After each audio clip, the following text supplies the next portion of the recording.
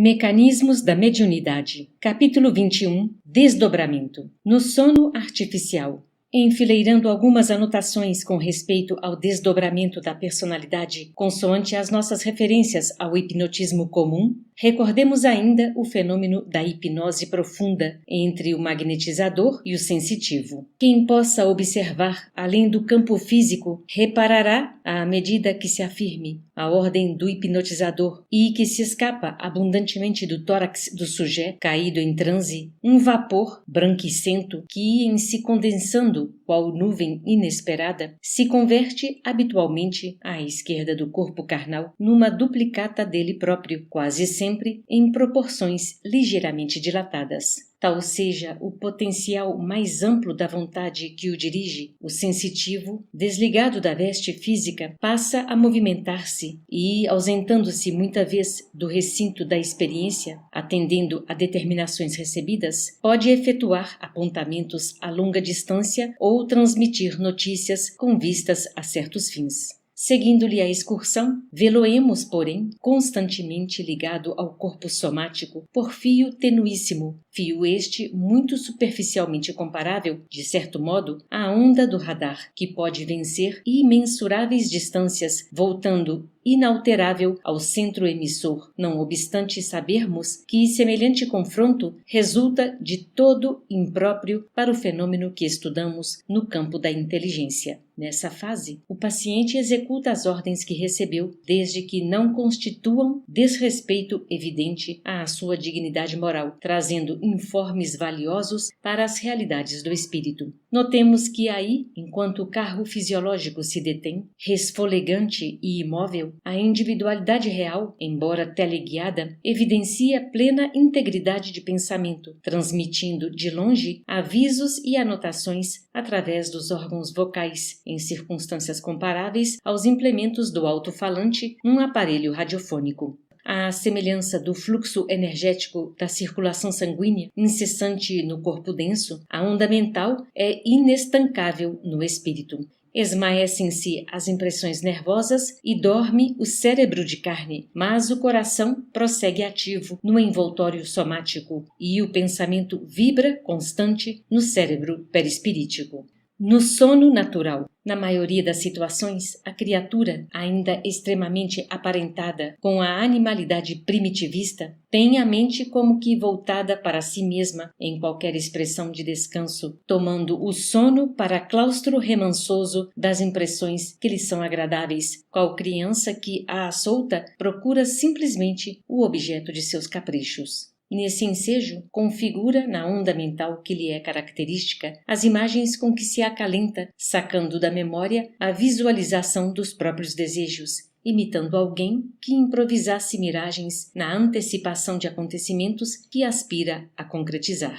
Atreita ao narcisismo, tão logo demande o sono, quase sempre se detém justaposta ao veículo físico, como acontece ao condutor que repousa ao pé do carro que dirige, entregando-se à volúpia mental com que alimenta os próprios impulsos afetivos enquanto a máquina se refaz. Ensimesmada, a alma, usando os recursos da visão profunda, localizada nos fulcros do diencéfalo e plenamente desacolchetada do corpo carnal, por temporário desnervamento, não apenas se retempera nas telas mentais com que preliba satisfações distantes, mas experimenta de igual modo o resultado dos próprios abusos, suportando o desconforto das vísceras injuriadas por ele mesmo, ou a inquietude dos órgãos que desrespeitam quando não padece a presença de remorsos constrangedores à face dos atos reprováveis que pratica, porquanto ninguém se livra, no próprio pensamento, dos reflexos de si mesmo. Sono e sonho.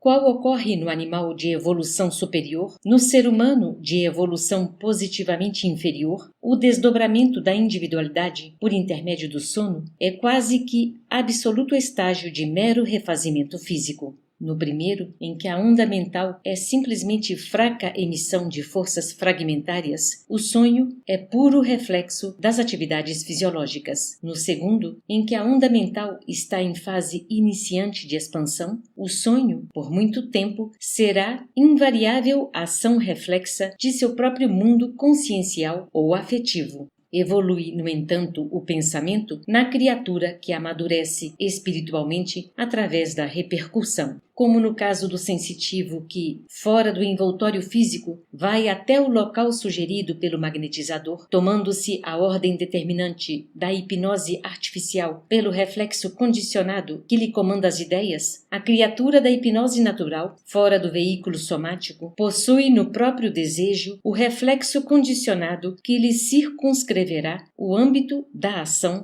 além da roupagem fisiológica, alongando-se até ao local em que se lhe vincula o pensamento. O ser humano do campo, no repouso físico, supera os fenômenos hipnagógicos e volta à gleba que semeou, contemplando aí, em espírito, a plantação que lhe recolhe o carinho. O artista regressa à obra em que se consagra, mentalizando-lhe o aprimoramento. O espírito material se aconchega ao pé dos filhinhos que a vida lhe confia, e o delinquente retorna ao lugar onde se encarcera a dor do seu arrependimento. Atravessada a faixa das chamadas imagens eutópticas, exteriorizam de si mesmos os quadros mentais pertinentes à atividade em que se concentram, com os quais angariam a atenção das inteligências desencarnadas, que com eles se afinam, recolhendo sugestões para o trabalho em que se empenham. Muito embora à distância da veste somática, frequentemente procedam ao modo de crianças conduzidas ao ambiente de pessoas adultas, mantendo-se entre as ideias superiores que recebem e as ideias infantis que lhes são próprias, do que resulta, na maioria das vezes, o aspecto caótico das reminiscências que conseguem guardar ao retornarem à vigília.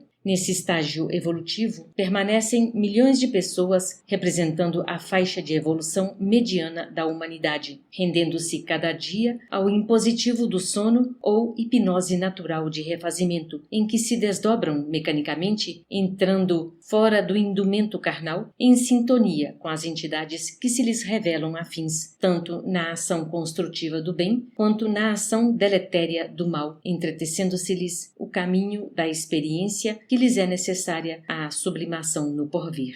Concentração e desdobramento. Quantos se entregam ao labor da arte atraem, durante o sono, as inspirações para a obra que realizam, compreendendo-se que os espíritos enobrecidos assimilam, do contato com as inteligências superiores, os motivos corretos e brilhantes que lhes palpitam nas criações, ao passo que as mentes sarcásticas ou criminosas, pelo mesmo processo, apropriam-se dos temas infelizes com que se acomodam, acordando a ironia e a irresponsabilidade naqueles que se lhes ajustam aos pensamentos pelo trabalho a que se dedicam. Desdobrando-se no sono vulgar, a criatura segue o rumo da própria concentração, procurando automaticamente, fora do corpo de carne, os objetivos que se casam com seus interesses evidentes ou escusos. Desse modo, mencionando apenas um exemplo dos contatos a que aludimos, determinado escritor exporá ideias edificantes e originais no que tange ao serviço do bem, induzindo os leitores à elevação de nível moral, ao passo que outro exibirá elementos aviltantes, alinhando escárnio ou lodo sutil com que corrompe as emoções de quantos se lhe entrosam à maneira de ser.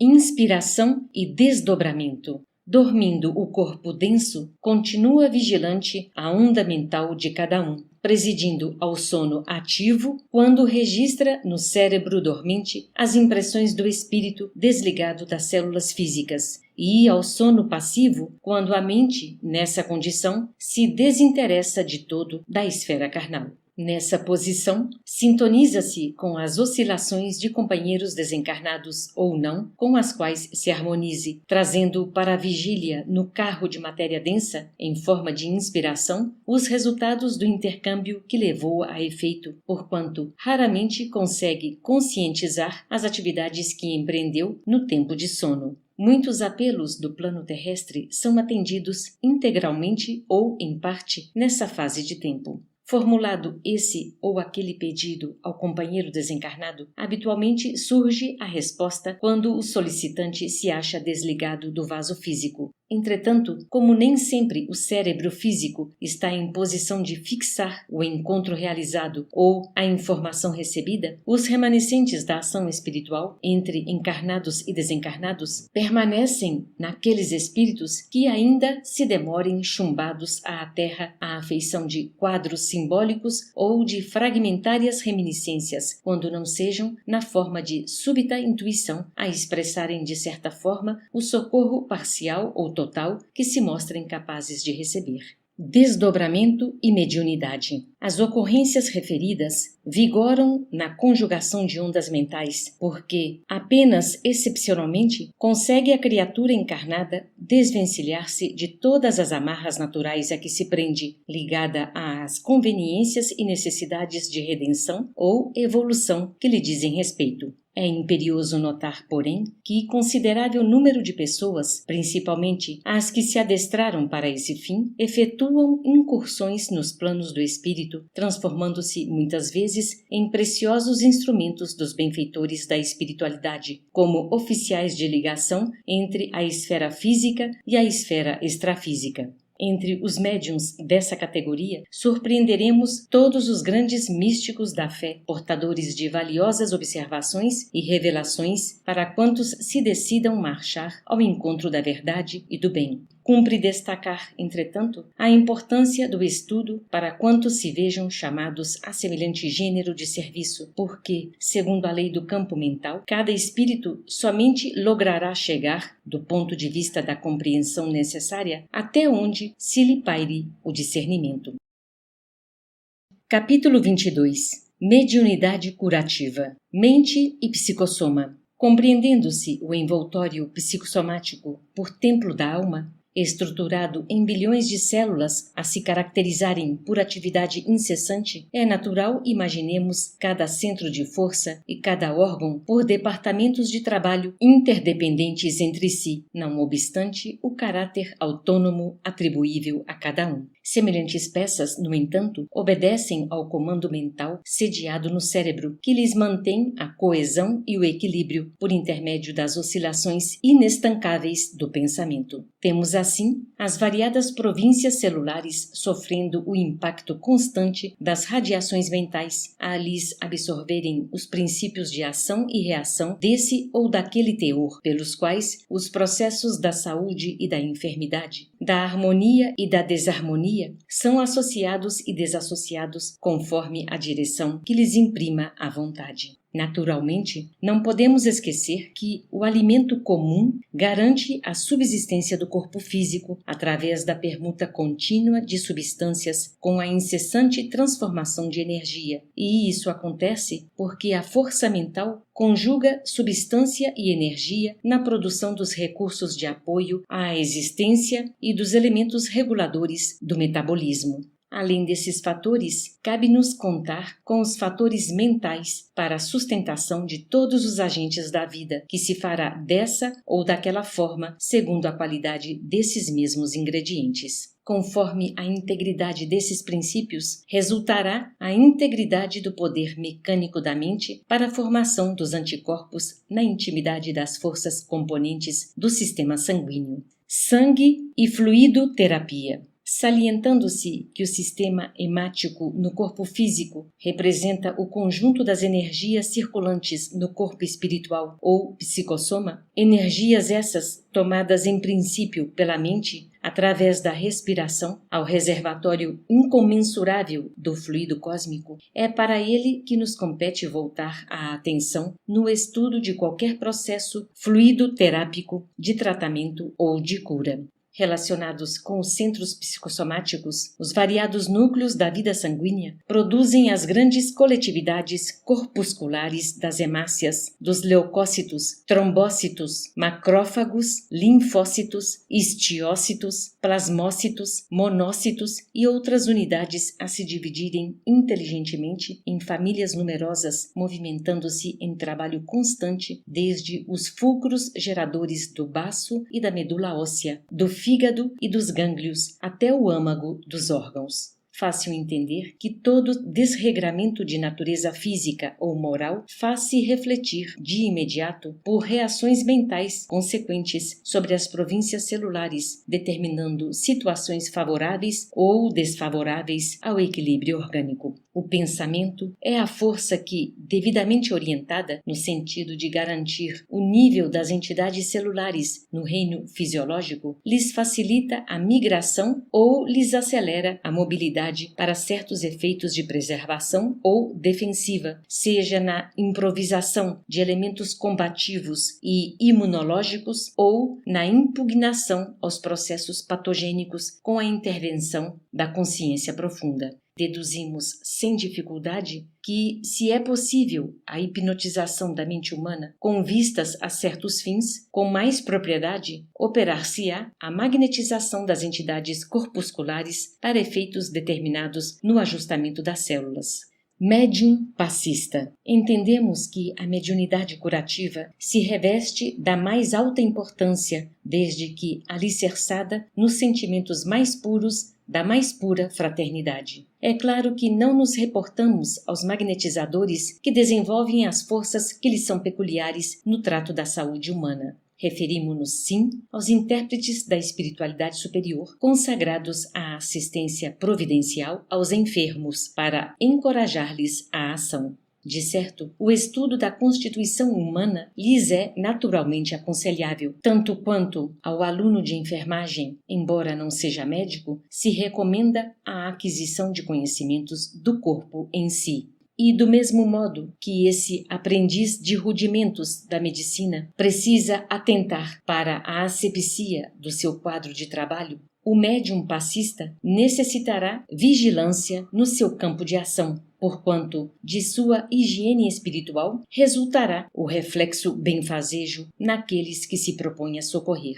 Eis porque se lhe pede a sustentação de hábitos nobres e atividades limpas, com a simplicidade e a humildade por alicerces no serviço de socorro aos doentes, de vez que semelhantes fatores funcionarão à maneira do tungstênio na lâmpada elétrica, suscetível de irradiar a força da usina, produzindo a luz necessária à expulsão da sombra. O investimento cultural ampliar-lhe-á os recursos psicológicos, facilitando-lhe a recepção das ordens e avisos dos instrutores que lhe propiciem amparo. E o asseio mental lhe consolidará a influência, purificando-a, além de dotar-lhe a presença com a indispensável autoridade moral capaz de induzir o enfermo ao despertamento das próprias forças de reação.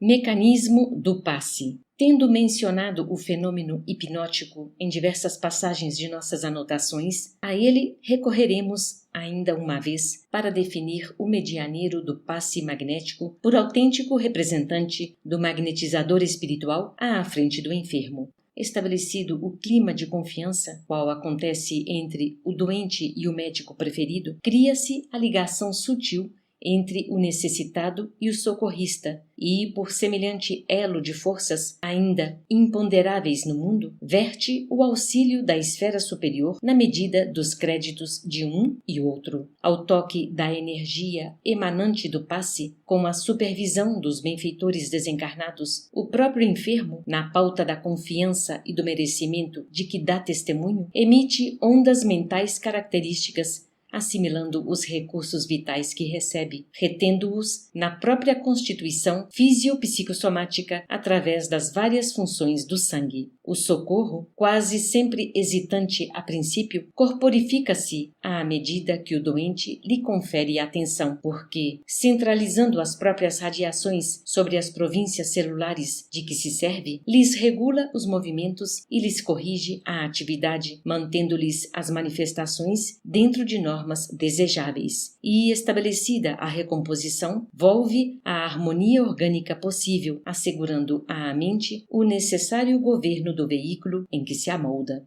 Vontade do paciente. O processo de socorro pelo passe é tanto mais eficiente quanto mais intensa se faça a adesão daquele que lhe recolhe os benefícios, de vez que a vontade do paciente, erguida ao limite máximo de aceitação, determina sobre si mesmo mais elevados potenciais de cura. Nesse estado de ambientação, ao influxo dos passes recebidos, as oscilações mentais do enfermo se condensam mecanicamente